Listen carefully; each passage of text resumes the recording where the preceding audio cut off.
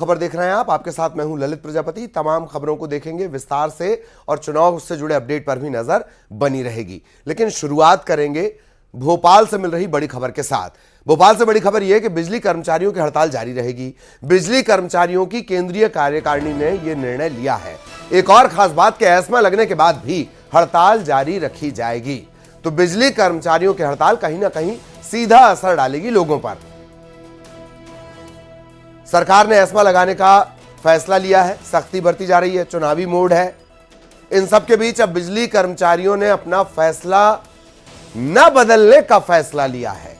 हड़ताल का फैसला नहीं बदलने का फैसला लिया है। बिजली कर्मचारियों की केंद्रीय कार्यकारिणी ने निर्णय लिया है, एस्मा लगाए जाने के बावजूद हड़ताल जारी रखी जाएगी। तो भोपाल से बड़ी खबर, बिजली कर्मचारियों ने हड़ताल जारी रखने का फैसला लिया है। अलग अलग मांगों को लेकर लंबे अरसे से अलग अलग तरीके से ये विरोध जता रहे हैं, प्रदर्शन कर रहे हैं और अब इन्होंने हड़ताल का ऐलान कर दिया है, हड़ताल शुरू कर दी है। सरकार सख्त है। सरकार ने कहा है कि अवैधानिक है, ये हड़ताल अवैधानिक है। एस्मा लगा दिया गया, जरूरी सेवाओं पर लगने वाला कानून एस्मा लगा दिया गया।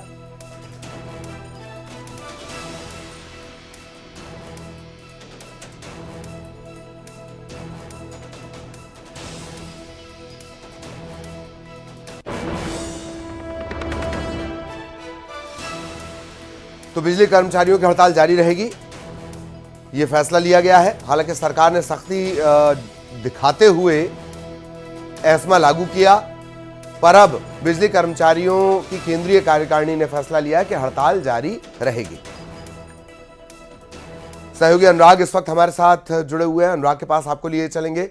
अनुराग, जिस तरह का फैसला लिया बिजली कर्मचारियों ने, अभी कुछ देर पहले हमने चर्चा की थी एस्मा को लेकर, तो ऐसा लगता है कि अब बिजली कर्मचारी भी आर पार के मूड में है और चूंकि चुनावी सीजन है तो अभी नहीं तो कभी नहीं, ये भी हिसाब किताब रहता है। अनुराग। बिल्कुल ललित, देखिए संवाद और चर्चा का दौर कल देर रात तक चला था और जो कर्मचारी हैं उनका कहना है कि 4 दौर की चर्चा हो चुकी है, लेकिन उनको आश्वासन के बावजूद उनकी समस्याओं का समाधान नहीं किया गया और उसी के तहत उन्होंने ऐलान किया था कि आज से पूरे प्रदेश की जो 6 बिजली कंपनियों के कर्मचारी हैं, आउटसोर्स कर्मचारी हैं, संविदा कर्मचारी हैं और जो अलग अलग संगठन बने, वो एक साथ आज से काम बंद करेंगे। लेकिन राज्य सरकार ने अति आवश्यक सेवाओं के दायरे में लाते हुए एस्मा लगाने का ऐलान कर दिया, लेकिन उसके बावजूद अभी जो खबर निकल कर आ रही है उसमें कर्मचारियों ने साफ कर दिया है कि वो एस्मा लगाए जाने के बाद भी काम बंद रखेंगे और अपनी हड़ताल को जारी रखेंगे। यानी कि कुल मिलाकर आर पार की स्थिति बनती हुई नजर आ रही है। हालांकि अभी इसकी शुरुआत है, इसका कितना असर बिजली आपूर्ति सेवाओं पर पड़ेगा और एस्मा लगाए जाने के बाद सरकार क्या एक्शन लेगी ये भी देखना होगा। लेकिन जो कर्मचारी हैं उन्होंने इस बात का फैसला कर लिया है कि उनकी हड़ताल जारी रहेगी जब तक उनकी 8 सूत्री मांगों को लेकर सरकार कोई स्थायी समाधान नहीं निकालती है, कोई आदेश नहीं निकालती है, तो तब तक कर्मचारी आंदोलन पर रहेंगे। स्थायी समाधान चाहिए। बहुत बहुत शुक्रिया अनुराग, लेकिन बने रहिएगा, चुनावी बिगुल को लेकर भी हम अनुराग से चर्चा करने वाले हैं और जिस तरह से अनुराग अभी जानकारी दे रहे हैं, अब जरा इलेक्शन की तरफ शिफ्ट करते हैं खबरों को। 5 राज्यों में जल्द चुनावी बिगुल बजने वाला है। मध्य प्रदेश, छत्तीसगढ़ समेत 5 राज्यों में विधानसभा चुनाव को लेकर आज चुनाव आयोग दिल्ली में बड़ी बैठक करने जा रहा है। माना यह जा रहा है, जानकारी ये निकल कर आ रही है कि 8 से 10 अक्टूबर के बीच तारीखों का ऐलान भी हो सकता है। वहीं राज्य निर्वाचन आयोग भी चुनाव की तैयारियों में। मुख्य निर्वाचन पदाधिकारी ने सभी निर्वाचन अधिकारियों और नोडल अधिकारियों की एक मीटिंग बुलाई है।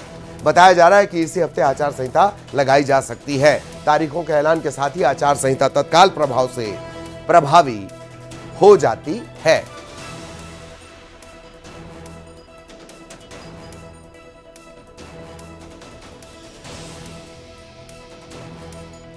दिल्ली में चुनाव आयोग की आज एक बड़ी बैठक होनी है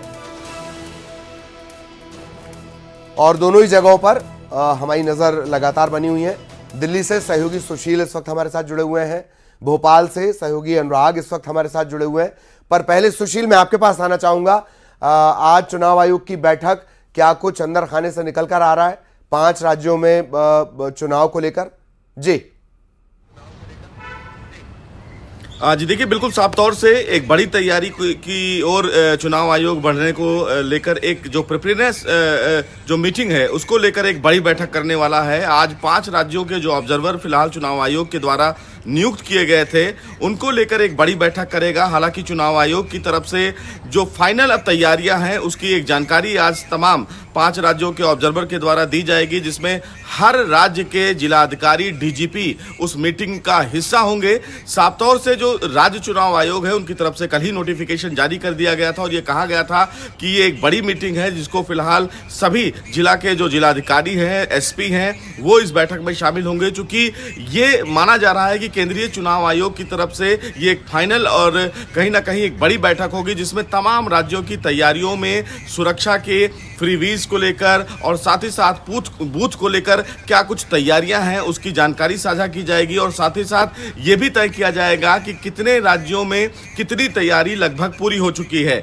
इससे पहले भी मैं बता दूं कि 5 राज्यों में जो ऑब्जर्वर थे और केंद्रीय चुनाव आयोग की जो टीम थी उन्होंने खुद दौरा किया और वहां के जो हालात है, जो वर्तमान हालात हैं, उनको लेकर किस प्रकार राज्य सरकार ने तैयारी की है और चुनाव आयोग को उन तैयारियों को और कितना बेहतर बनाना है उसको लेकर एक बड़ी तैयारी करते हुए दौरा किया था, जिसका रिपोर्ट भी मीडिया में साझा किया गया। लेकिन ये माना जा रहा है कि आज की जो बैठक है वो बहुत अहम बैठक होगी, क्योंकि इस बैठक में फाइनल रूप दिया जाएगा और इस बैठक के बाद कभी भी चुनाव आयोग आचार संहिता को लेकर एक बड़ी घोषणा कर सकता है। और ये भी कहना अतिशयोक्ति नहीं होगी कि आने वाले शनिवार से लेकर मंगलवार तक 5 राज्यों में चुनाव जो होने जा रहे हैं उसको लेकर एक कार्यसूची यानी कि तारीखों का ऐलान चुनाव आयोग कर सकता है और इसीलिए फिलहाल ये बैठक की जा रही है। ये माना जाए कि शनिवार से मंगल के बीच तमाम जो तैयारियां हैं उनका एक खाका खिंच जाएगा।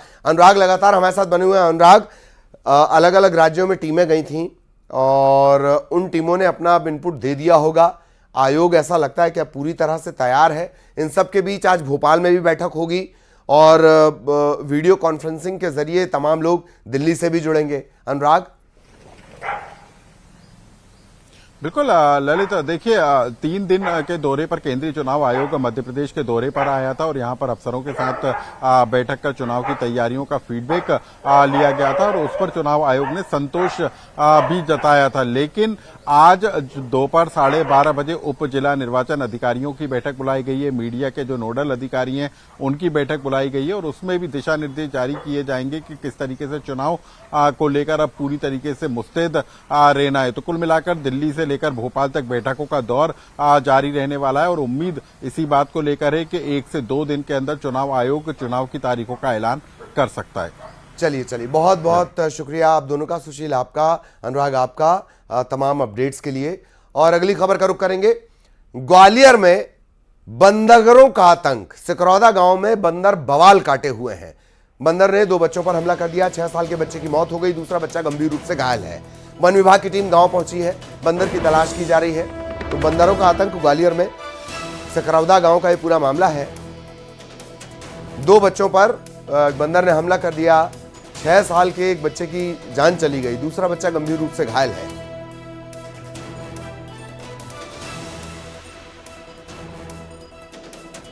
वन विभाग की टीम पहुंची है, तलाश की जा रही है। सहयोगी सुशील इस वक्त हमारे साथ जुड़े हुए हैं, सीधा ग्वालियर आपको लिए चलेंगे। सुशील, पूरा घटनाक्रम, क्या कुछ अपडेट? बंदर की तलाश की जा रही है, सुशील। बिल्कुल, देखिए ग्वालियर जिले के सिकरौदा गांव का पूरा ये घटनाक्रम है। यहाँ जो बंदर है वो बेहद उत्पाती है और इतने उत्पात मचाते हैं ये बंदर के आए दिन यहाँ लोगों को काट लेते हैं और ग्रामीणों ने कई बार इन बंदरों की शिकायतें भी की है, स्थानीय जो प्रशासन है उससे भी की है, वन विभाग से भी की है, लेकिन अभी तक इन बंदरों को वहां से हटाने के लिए कोई ठोस कार्रवाई नहीं की थी। उसका नतीजा यही हुआ कि कल देर शाम जो है इन बंदरों ने गांव के ही 2 बच्चों पर हमला कर दिया। एक जो बच्चा था हैप्पी उर्फ आयांश नाम का, 6 साल का बच्चा था, इसकी बंदर ने पैर में काटा और जख्म इतना गहरा था कि उसको अस्पताल ले जाने के बाद वहाँ उस बच्चे की मौत हो गई। दूसरा हर्ष नामक बच्चा है, वो गंभीर रूप से घायल है, उसे जयरोगी के ग्वालियर के जयरोगी अस्पताल में इलाज के लिए भर्ती कराया गया है। तो एक बड़ी घटना है कहीं ना कहीं कि बंदरों ने जो हमला किया 2 बच्चों के ऊपर उसमें एक बच्चा जो है 6 साल का आयांश, उसकी मौत हुई, दूसरा बच्चा गंभीर रूप से घायल है। अब इस घटना के बाद वन विभाग की टीम वहां पहुंची है और जो उत्पाती बंदर है उनका रेस्क्यू करने का प्रयास किया जा रहा है। बताया जा रहा है कि एक जो बंदर है वो ज्यादा उत्पाती है और उसी ने इस तरह की वारदातों को अंजाम दिया और भी लोगों को पहले इसने अपना शिकार बनाया आसपास के गांवों में। तो अब वन विभाग की टीम यहाँ प्रयास कर रही है कि इसका रेस्क्यू किया जाए, पकड़कर इसको यहाँ से निकाला जाए। ठीक ठीक ठीक, बहुत बहुत धन्यवाद सुशील आपका इस तमाम जानकारी के लिए। सहयोगी सुशील विस्तार से जानकारी दे रहे थे। इस बंदर की तलाश, जो उत्पाती बंदर है उसकी तलाश की जा रही है। इधर दुर्ग से बड़ा अपडेट आपको बता दें, शहर में लगातार डेंगू का कहर बढ़ता जा रहा है। 24 घंटों में फिर डेंगू के 4 मरीज मिले हैं। सभी को दुर्ग में भर्ती करवा दिया गया। डेंगू के मरीजों का आंकड़ा बढ़कर 250। स्वास्थ्य विभाग और निगम के दावों की बार बार पोल खुल रही है। 250 पहुंच गया है डेंगू पीड़ितों का आंकड़ा।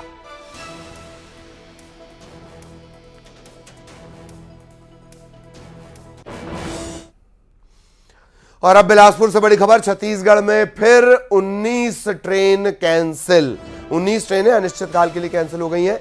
रेलवे में सेफ्टी और मेंटेनेंस का काम होना है आज और 7 अक्टूबर से, यानी आज और कल से कुछ जो गाड़ियां हैं वो नहीं चलेंगी। 19 ट्रेन फिर कैंसिल। रेलवे में सेफ्टी और मेंटेनेंस का हवाला देते हुए ये ट्रेन कैंसिल की गई हैं।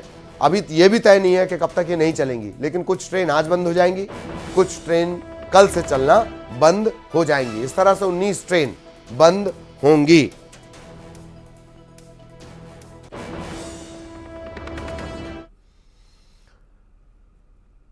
बिलासपुर में डॉक्टर और नर्स से मारपीट का मामला सामने आया है। मोबाइल मेडिकल यूनिट की टीम के साथ एक वकील दंपत्ति ने मारपीट की है। वकील दंपत्ति ने इनसे मारपीट की है। यह पूरा विवाद शुरू हुआ गाड़ी साइड करने को लेकर। विवाद बढ़ते बढ़ते मारपीट तक पहुंच गया। नाराज डॉक्टर और नर्स ने इस बात की शिकायत सिविल लाइन थाने में दर्ज करवाई है और अब सिविल लाइन थाना पुलिस इस पूरे मामले की पड़ताल करेगी।